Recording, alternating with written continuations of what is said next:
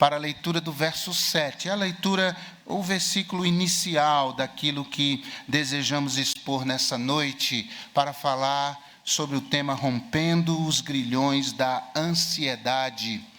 Filipenses 4, verso 7. Filipenses 4, versículo 7. E a paz de Deus, que excede todo o entendimento, guardará os vossos corações e os vossos pensamentos em Cristo Jesus. E é com gratidão que lemos tua palavra, meu Deus. Ávidos, sedentos, desejosos de nos alimentarmos dela, que o Senhor nos dê a comer nesta noite. Oramos em nome de Cristo. Amém.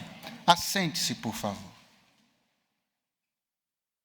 A ansiedade é um dos grandes gigantes da alma humana. Existem vários. Mas este é um gigante poderosíssimo. É um daqueles gigantes, ou é o gigante que tem afligido um número extraordinário de seres humanos ao longo da história e, sobretudo, neste tempo da história, no tempo presente. A ansiedade é, por definição, a sensação de que estamos sendo puxados para várias direções. É a sensação de que algo na vida nos conduz para um lado e logo nos puxa para outro, e outra coisa nos leva para outro, e assim provamos de sensações muito ruins e destrutivas para a nossa alma. A pessoa ansiosa não tem ideia dos males que isso gera para a vida deles. Embora o fundamento da ansiedade seja inexistente na maioria das vezes, porque a ansiedade se preocupa com aquilo que pode ser, e não com aquilo que de fato é. A ansiedade é uma preocupação excessiva com o futuro, com coisas que ainda nem sequer se concretizaram, mas que ganham o coração da gente, passam a habitar com a gente e nos fazem pensar que aquilo que sequer aconteceu, já aconteceu, já é uma realidade. É isso mesmo. E as pessoas vivem em função daquilo e vão se deprimindo, e vão recuando, e vão sentindo os efeitos das ameaças que para eles já são uma realidade. Nós encontramos isso de maneira muito clara quando lemos o Salmo 13, quando Davi clama ao Senhor e diz: até quando te esquecerás de mim, Senhor, para sempre? Até quando o inimigo se levantará contra mim? Atende-me, ouve-me, socorre-me, para o que o meu inimigo não diga, prevaleci contra ele. Irmãos, o inimigo nem tinha chegado perto de Davi. Mas ele já estava contando com esse fato: os inimigos vão me alcançar, vão me prender, vão me humilhar, vão me matar e vão dizer: prevalecemos contra ele.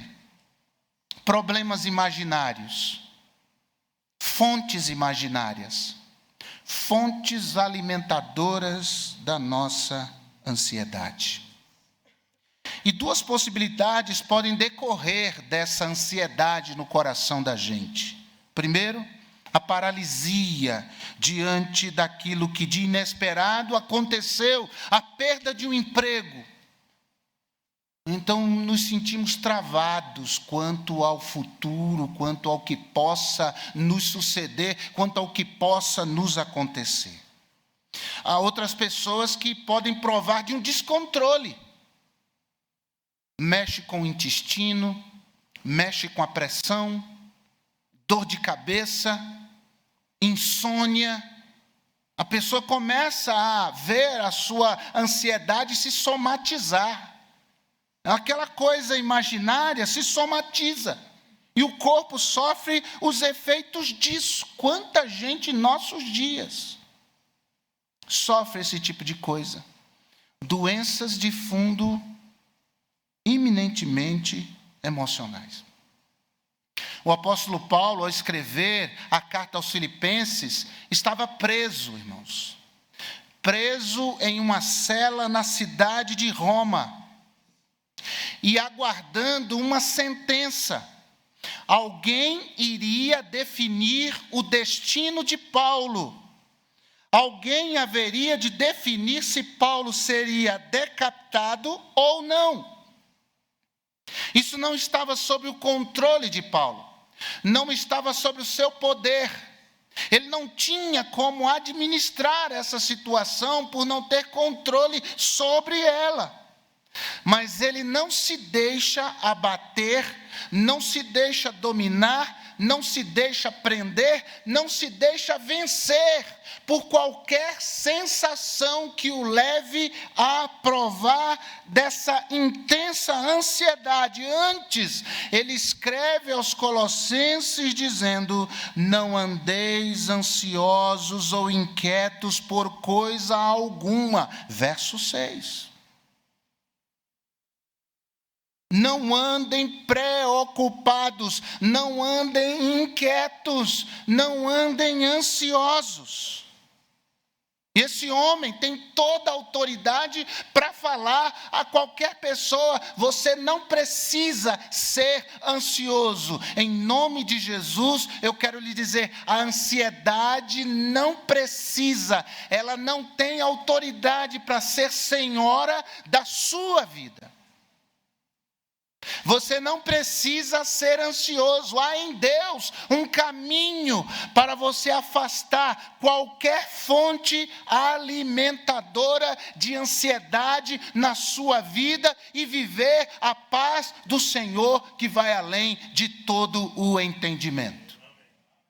Isso é possível, a ansiedade não é real, mas o caminho que Deus mostra, esse sim é real. Como é que Paulo tinha condições de, em uma prisão, prestes a ser decapitado, sem saber quando, sem saber quem ordenaria, mas sabendo o que aconteceria, como é que ele lidava com a ansiedade? 3 coisas. Primeiro, Paulo vivia de acordo com os valores da simplicidade. Há um poder grandioso nas coisas simples. A nossa sociedade moderna, ela evita a simplicidade. O que chama a atenção é o glamour. O que chama a atenção é a ostentação.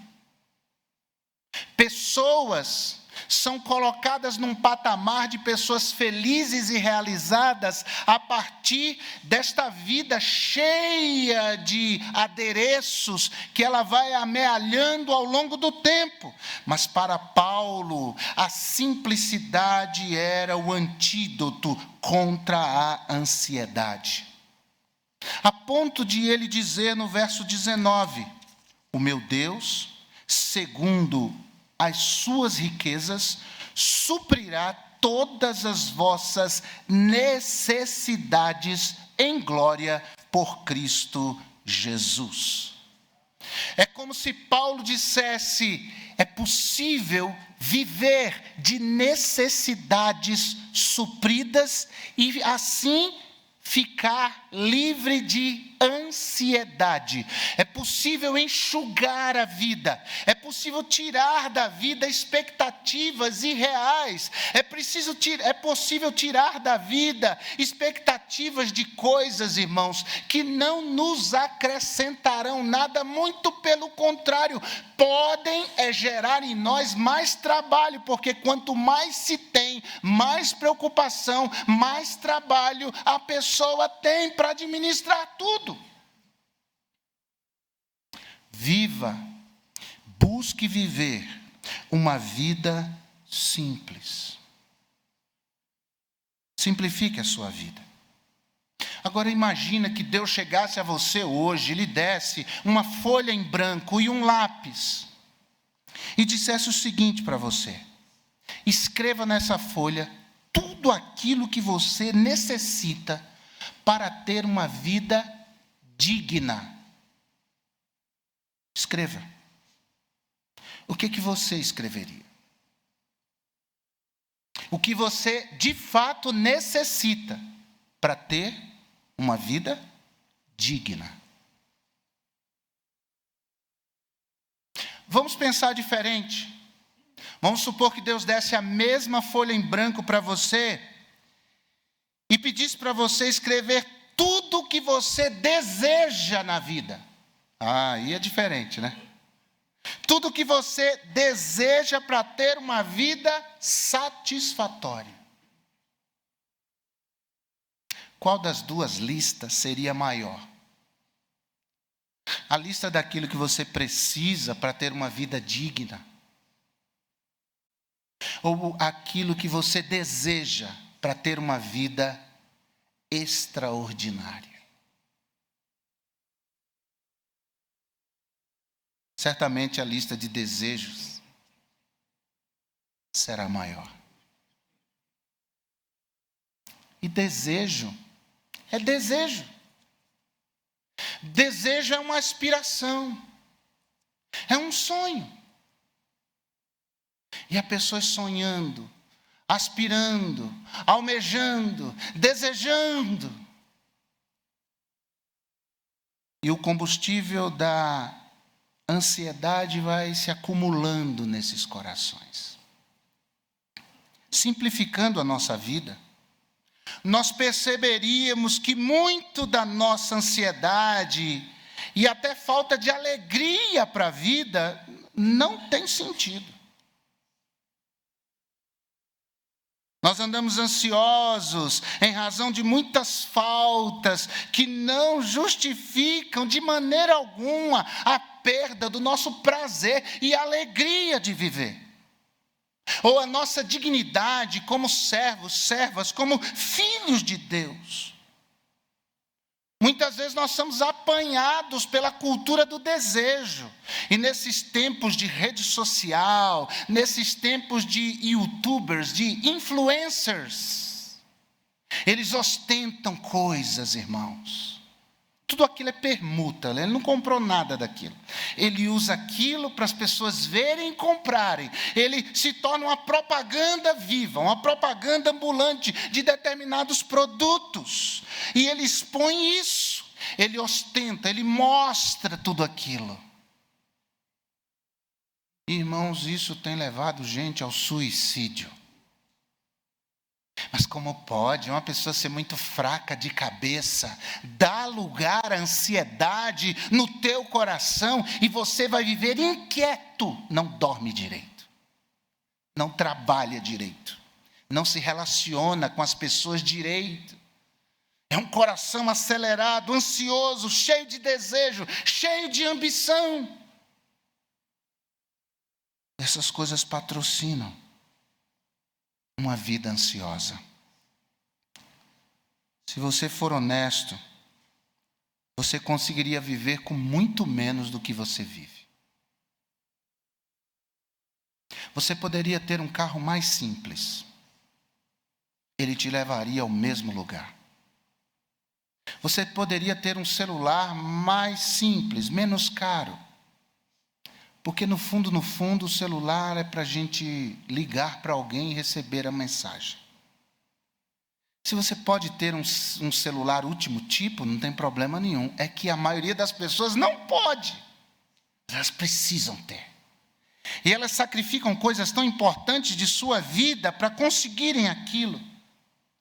Mas o apóstolo Paulo disse em 1 Timóteo, capítulo 6, versos de 8 a 10. Tendo, porém, sustento, e com que nos cobrirmos, 1 Timóteo 6, versos de 8 a 10. Tendo, porém, sustento, e com que nos cobrirmos, estejamos com isso contentes.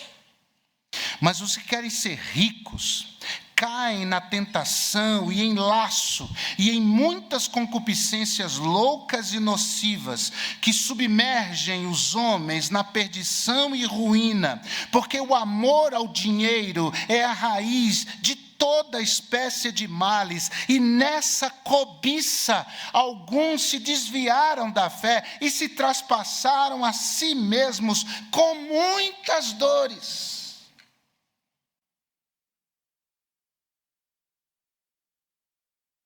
Sabe qual é o grande problema da gente? É que nós não conseguimos viver sem nos compararmos a alguém. Parece que nós estamos sempre vivendo na comparação com os outros. E o outro é de determinada forma, e eu tenho que ser como. O outro tem determinada coisa, e eu tenho de ter como. O outro é assim, vive assim, anda assim, viaja, vai aqui, vai ali, e a gente olha e a gente se compara, eu não. Essa é a base dos comerciais, essa é a base das propagandas. É mostrar que quem tem aquele celular último tipo, esse é alguém fora da curva, é alguém acima da média, é alguém diferenciado.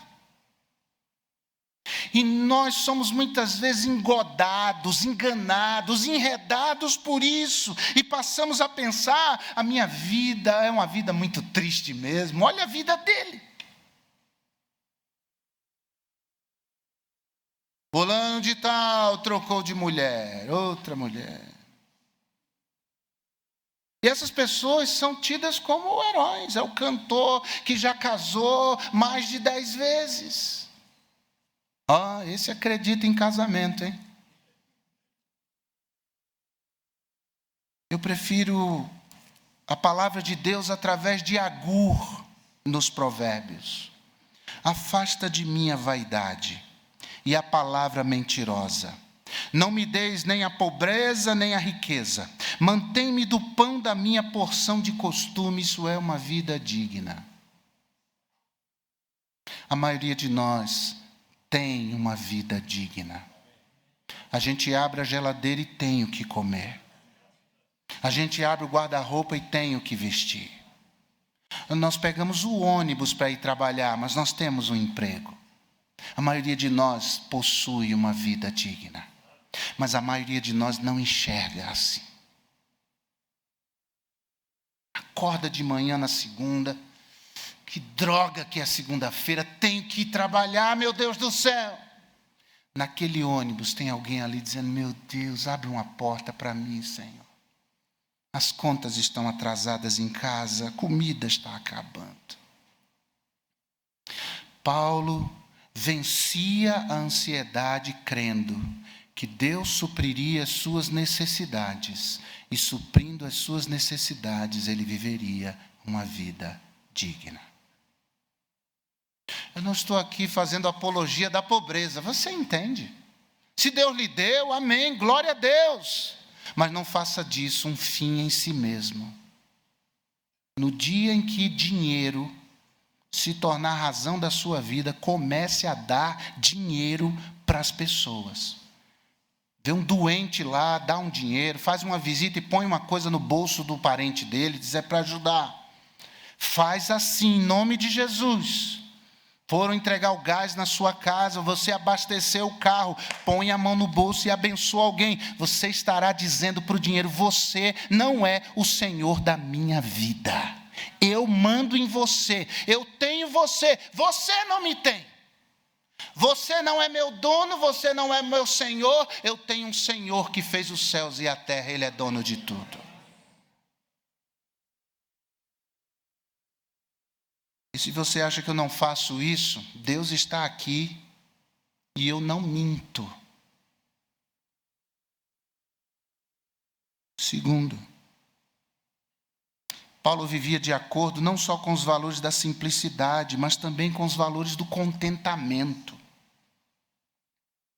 Ele diz no verso 11 do capítulo 4.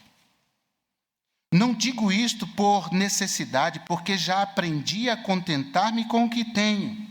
Sei estar abatido, sei também ter abundância em toda maneira e em todas as coisas. Estou instruído tanto a ter fartura como a ter fome, tanto a ter abundância como padecer necessidade. Eu Eu aprendi a contentar-me com o que tenho. Paulo entendia que outro antídoto para a ansiedade era o contentamento. Alguém poderia dizer para Paulo, mas como é que você viveria uma vida digna? Jantando bem? Paulo disse sim, claro, jantando bem. E a pessoa perguntaria, se você não tivesse o que comer? Ele diria, eu viveria uma vida de contentamento também. Eu aprendi a viver contente em qualquer circunstância. Se tenho, estou contente. Se não tenho, estou contente. A palavra contentamento vem do latim, a palavra contento. E contento no latim significa plenitude, algo pleno. Alguém que não tem sensação de que a sua vida falta tudo. Eu não sou feliz porque eu não tenho. Paulo diz, aprendi a contentar-me com aquilo que eu tenho. Isso nos afasta da ansiedade, agradecer pelo que tem. Eu tenho pão, manteiga, café e leite, que bênção! Você já viu alguém mexendo nos sacos de lixo no centro de São Paulo para comer? Aprendi a contentar-me com o que tenho.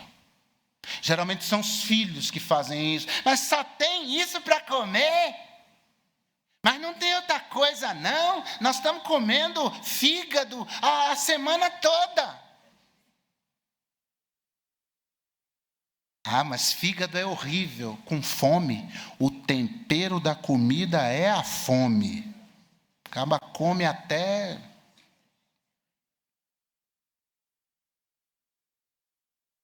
Perguntariam para Paulo, mas você vai ficar passando fome? Ele diz, eu aprendi o segredo do contentamento. Tem gente aqui que não é contente em qualquer circunstância. Paulo aprendeu a se adaptar à situação. Nós somos adaptáveis, irmãos. Eu tenho um carro automático. Agora não consigo mais viver sem carro automático. Consegue. Olha, se a coisa apertar, você consegue. Na década de 90, Deus me abençoou com o meu primeiro carro. Um Golzinho 82, aquele motor de Brasília, 2 carburadores. A famosa máquina de moecana. Eu entrei naquele carro, aquele Golzinho branco. Eu liguei aquele carro, parecia que eu estava numa Ferrari. Falei, Márcia, ouve o ronco do motor.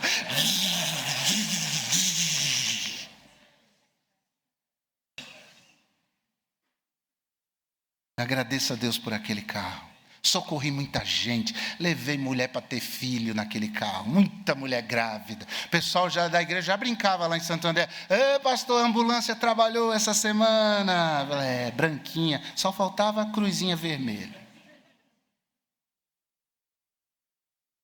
Se tiver que andar de carro manual, vou andar de carro manual. Por quê? Qual o problema? Vai encarar? O contentamento nos afasta da insatisfação, porque a insatisfação é amiga da murmuração. Mas quem sabe viver contente em qualquer circunstância, reage ao conteúdo de cada situação, porque tem conteúdos interiores que compensam tudo. O contentamento nos aproxima da gratidão. E a gratidão nos aproxima de Deus. Colossenses 3,15. E a paz de Deus, para a qual fostes chamados em um corpo, Colossenses 3,15. E a paz de Deus, para a qual fostes chamados em um corpo, domine em vossos corações e sede agradecidos. Agradeça, não reclame, pelo amor de Deus.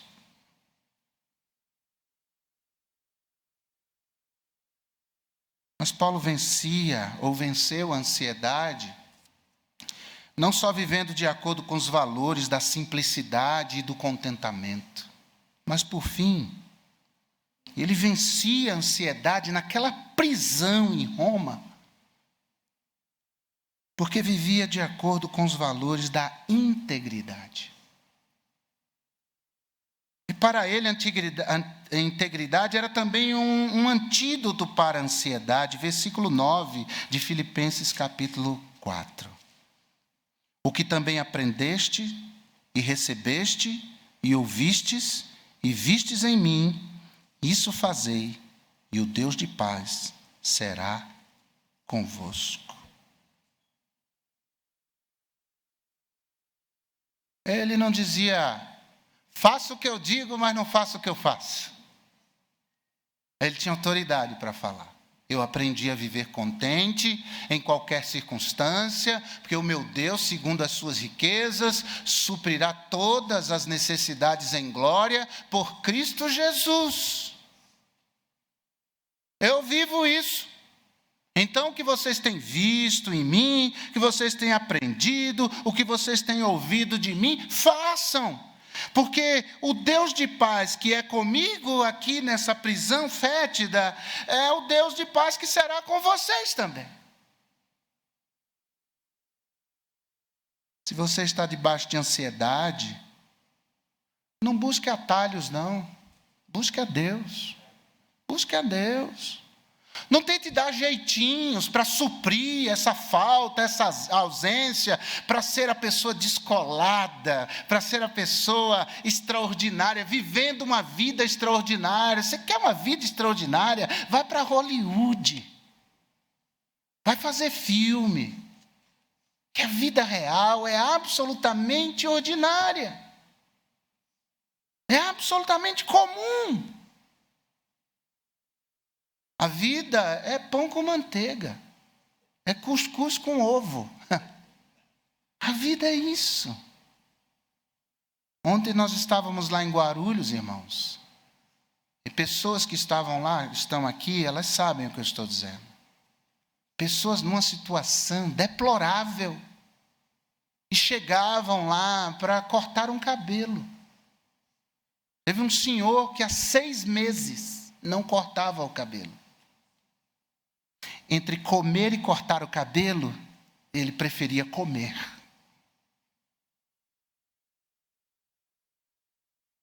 É disso que eu estou falando.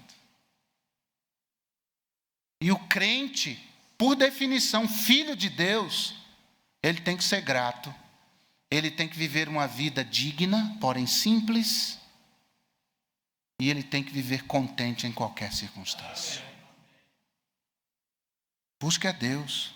Faça o que é certo. Olha o versículo 8. Quanto ao mais, irmãos, tudo que é verdadeiro, honesto, tudo que é justo, puro, tudo que é amável, de boa fama, se há alguma virtude, se há algum louvor, nisso pensai, seja isso que ocupe o vosso pensamento. Por isso vos digo, Mateus capítulo 6, verso 25, é Jesus. Mateus 6, 25 é palavra de Deus. Por isso vos digo, não andeis cuidadosos quanto à vossa vida, pelo que haveis de comer ou pelo que haveis de beber, nem quanto ao vosso corpo, pelo que haveis de vestir. Não é a vossa vida mais do que o mantimento, e o corpo mais do que o vestuário. Olhai as aves do céu, que nem semeiam, nem cegam, nem ajuntam em celeiros, e o vosso Pai celestial as alimenta. Não tendes vós muito mais valor do que elas? Deus cuida de mim, à sombra das suas asas. Nós cantamos, Deus cuida de mim. Eu amo a sua casa, e não ando sozinho, não estou sozinho, pois sei, Deus cuida de mim, Deus cuida de você. A ansiedade não acrescenta nada, ficar preocupado não acrescenta nada. Mateus 6, 27, Jesus disse, vocês não têm poder de acrescentar mais um côvado, 45 centímetros à sua estatura. Você não pode mudar as coisas. Você não tem poder em si mesmo para mudar tantas situações. Não seja escravo disso. Ao invés disso, ore. Ore. Eu sei que oração não está na moda nos últimos 20 anos. Ore. Eu sei que tem gente que não ora. Ore.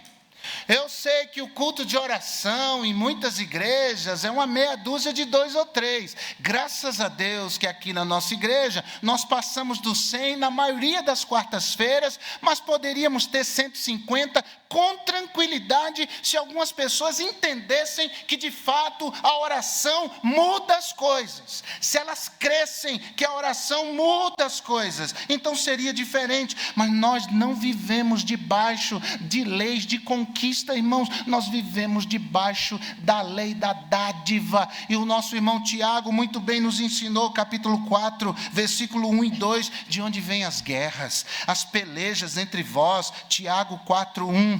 Porventura não vem disto, a saber, dos vossos deleites, dos vossos desejos, prazeres, que nos vossos membros guerreiam, cobiçais e nada tendes, matais, sois invejosos, nada podeis alcançar, combateis e guerreais e nada tendes, porque não pedis.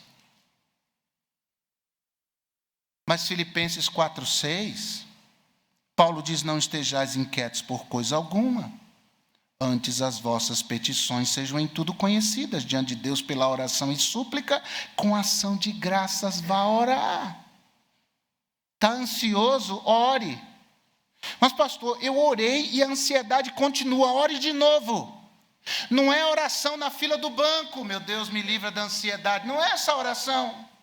A oração na hora do lá nos restaurantes: Senhor Deus, tem misericórdia, vai amarrar o sapato e diz assim: Senhor, abençoa essa comida, amém. Não é esse tipo de oração. É você buscar um lugar secreto. É você entrar no seu quarto, no seu banheiro. É você fechar a porta. É você dobrar os seus joelhos ao Pai que está nos céus. E é você clamar. É você derramar lágrimas. É você abrir o coração e derramar o coração. Eu não tenho tempo para isso, então fique ansioso. Boa sorte. Se não tem tempo para Deus, boa sorte. Porque quando a gente quer, a gente arruma tempo. Quando a gente quer, a gente faz. Quando a gente quer, tem vaga na agenda. Quando a gente quer, a gente ora. Paulo diz em Efésios 3,14: por causa disto me ponho de joelhos perante o Pai de nosso Senhor Jesus Cristo. Qual foi a última vez que você dobrou os joelhos para orar? Você aí que é dono da verdade, você que é dono da vida, você que sabe o que é certo e está todo mundo errado. Quando foi a última vez que você dobrou os joelhos para orar ao Deus e Pai que está no céu? Quando foi a última vez? Quando o coração estiver fora de compasso, quando o ponto de equilíbrio lhe faltar, por favor, procura um lugar secreto e fica ali investindo tempo em oração. A ansiedade não muda nada, mas a oração sim. A oração muda as coisas. A oração muda os cenários. E a primeira grande mudança que a oração produz é no seu coração. É dentro de você. A Bíblia diz no verso 7, e a paz de Deus, Filipenses 4:7, e a paz de Deus, que excede todo entendimento, guardará os vossos pensamentos. Outras traduções diz os vossos sentimentos em Cristo Jesus. Através da oração, Deus põe ordem ao caos do nosso coração.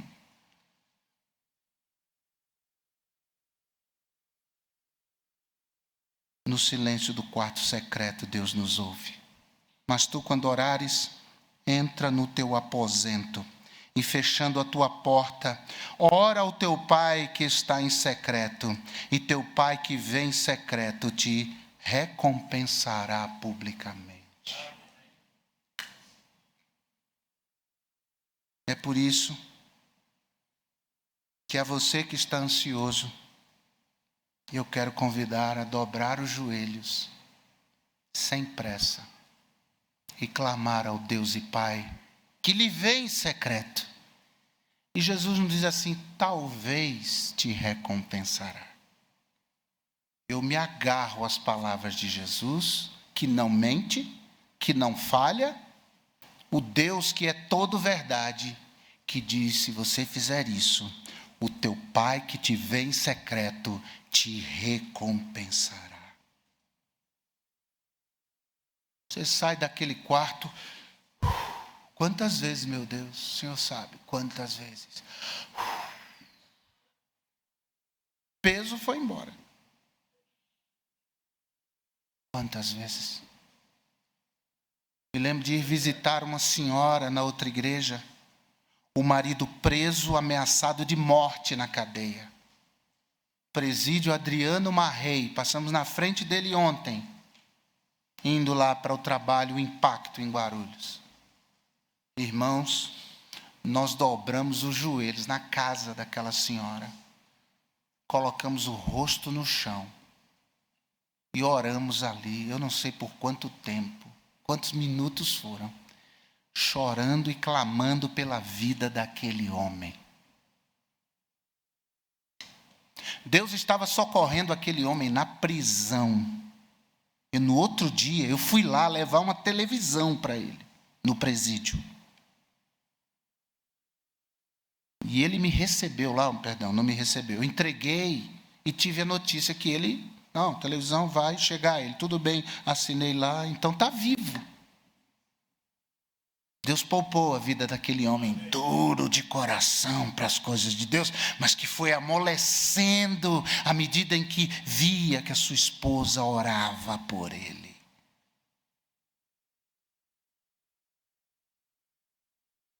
Então eu gostaria de convidar você a fazer desse altar um lugar secreto.